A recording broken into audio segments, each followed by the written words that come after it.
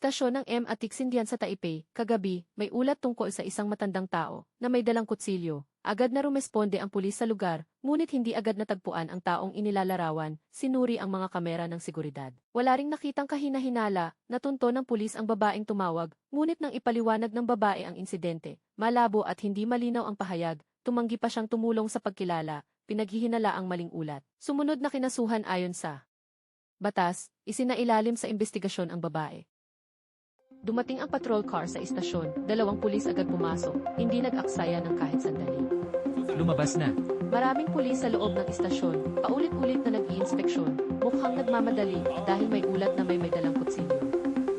Tinanggap ang ulat sa istasyon ng Xindian dahil may nagsabing may kutsilyo, hindi nagpabaya ang pulis nagpadala ng marami, ngunit walang natagpuang tugma. Nakapagtataka walang makita, ang lalaking sinasabing may kutsilyo, sinuri ang CCTV, maingat na sinuri, ngunit wala pa rin, kinontak ang tumawag para linawin. Ang tumawag ay babaeng 52, dinala siya ng pulis sa presinto para tanungin. Una niyang sabi may matandang may kutsilyo, kalaunan sinabi niyang maliit na kutsilyo na nakasabit sa loob.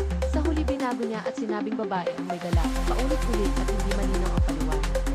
Ayaw makipagtulungan, pinaghihinala ang buwad ang ulat, matapos investigahan ayon sa batas. Kaso ng maling paratang, inilipat sa Taipei Prosecutor's Office. Matapos ang kaso ni Zhang Wen, naging sensitibo ang publiko. Sa naunang kaso ni Zhang Wen, dahil dito may pulis sa bawat istasyon, nadagdagan ang bilang ng pulis, kahit may presensya ng pulis, ngunit hindi pa rin tama ang maling pagkulat. Dahil lang sa pag-aalala, dahil madalas na itong nangyayari ngayon, maaaring may taong nakakita, baka may sinadyang maglagay ng bagay. Mapabiro o pagkakamali, nagpakalat ng maling balita, nagdulot ng takot at napapagod ang pulis. Gusto mo ba ang content namin? Mag-subscribe at i-follow na ang Liho TV.